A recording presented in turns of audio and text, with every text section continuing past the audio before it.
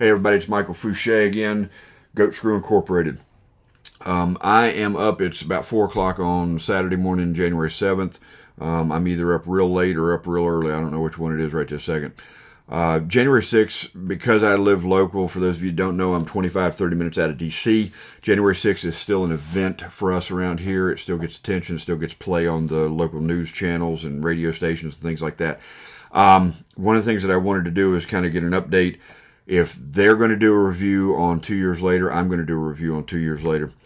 2 years later, some very important events have happened. 2 years later, we now have Pennsylvania, Wisconsin, and Delaware admitting, according to court decisions, that they were using unconstitutional, which is a synonym for illegal, voting rules in the 2020 election cycle.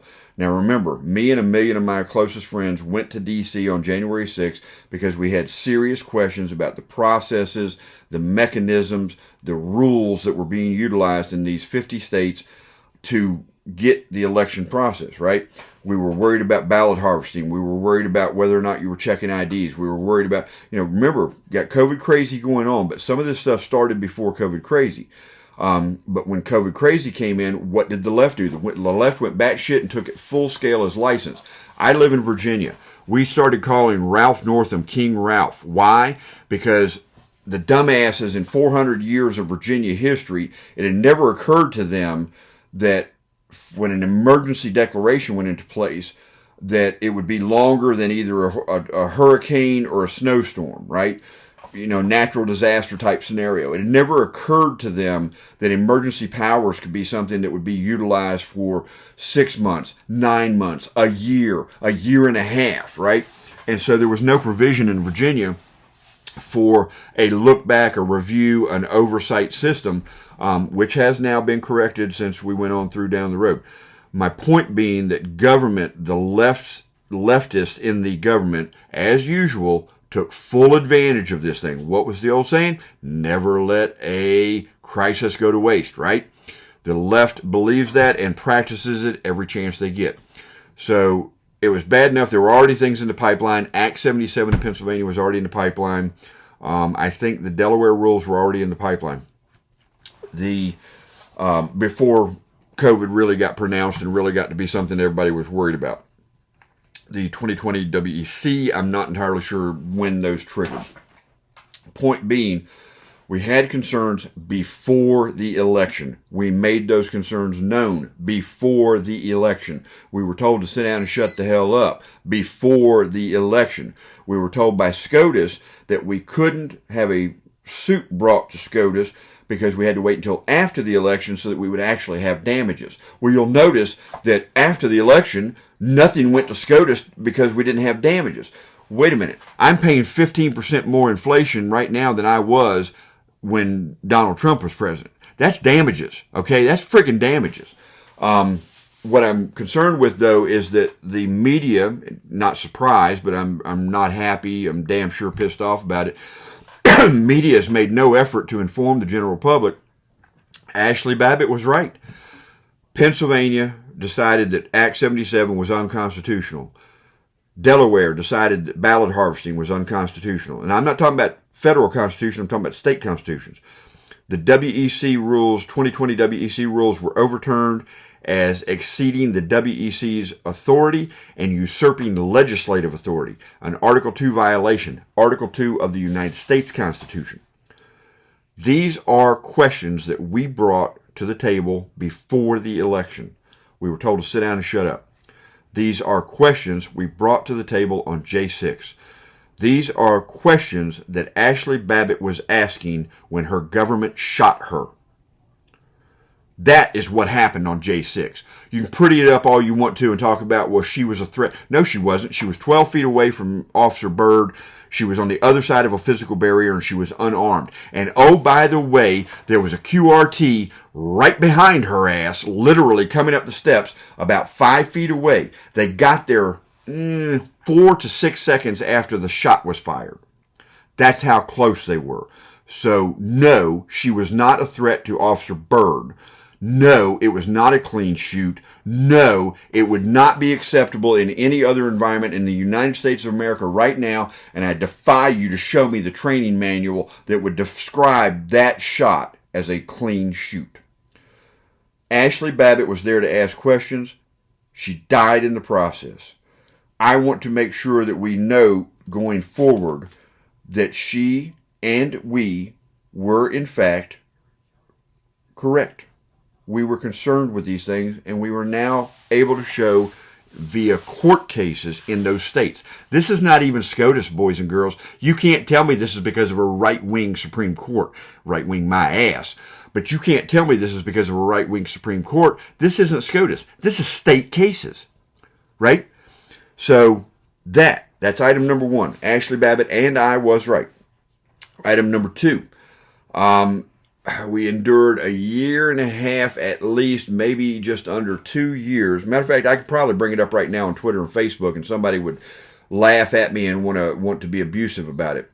The notion that the Capitol Police were holding doors open for American citizens to enter, and therefore it was reasonable for those American citizens to not presume they were committing a crime by entering because the Capitol Police were holding doors open. Oh, no, that didn't happen. Oh, no, you're making that shit up. Oh, no, you didn't understand. They were telling you to get the hell out, blah, blah, blah.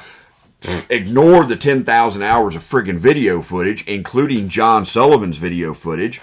Ignore the 10,000 hours that Adam Schiff didn't let you see. Now, go to the court cases. Again, 2 years after J6, we now have multiple court cases where multiple officers in multiple jurisdictions have now testified in court that they did in fact hold doors open and invite citizens in until their orders changed.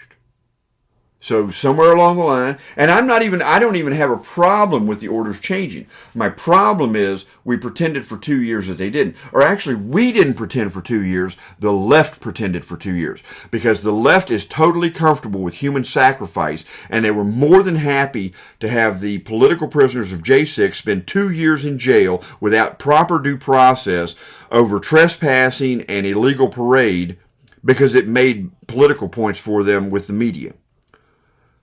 That is despicable, and that is third world behavior. And that's one step from me waking up on Tuesday living in fucking Venezuela, okay? And that ain't a good idea. That's not a good thing. So I did want to take a second to point out the reality of J6. The reality of J6 is we had a shit ton of paid informants from multiple intelligence agencies, including one that may or may not have there's one agency whose charter specifically prohibits them from being involved with U.S. citizens inside the bounds of the United States. There's a whole lot of conversation about whether or not that agency was involved on J6. We will get back to that at a later point. Just wanted to make sure that you understood 2 years later, you still have political prisoners. You still have a dead citizen shot by her government. You're still discovering, court cases are still deciding and still discovering that we were in fact right before the election. We were in fact right on January 6th, and that we are just now admitting it as a country and as a states that we are admitting these things. That means they still haven't been corrected. That means it is not unreasonable for me to still have questions about the 2022 election, or the 2023 election, or the 2024 election, just like Hillary did last election cycle, just like Nancy Pelosi did, just like Joe Biden did, just like KJP did, just like Kamala Harris did. So when the next J6 happens, oh, I forgot to tell you, another thing that the courts have decided. And this is going to come in handy, because I don't know if you're aware of it or not, but J6 happens once a year, every year. The courts have now decided, multiple courts in multiple Antifa cases have now decided that frozen water bottles, soup cans, bricks, lasers, and there was something else. Oh yeah, Molotov cocktails are not deadly weapons. Now I'm going to tell you, I'm a big fan of precedent when it comes to the law. I really do. I don't really pay close attention to the ins and outs of the law. I actually watch the precedent of the law. Because once a case goes through, once it's found to be the way it is, it's real easy just to say, well, hey, based on how you treated Bob, you have to treat me the same way. So now that I know that J6 comes every year, now that I know that those things aren't deadly weapons, I'm kind of sort of looking forward to my next trip to the District of Columbia when we go up to peacefully and patriotically ask questions about the next election cycle where they're still using illegal / unconstitutional rules because nobody wants to fix it. All right, boys and girls, thank you.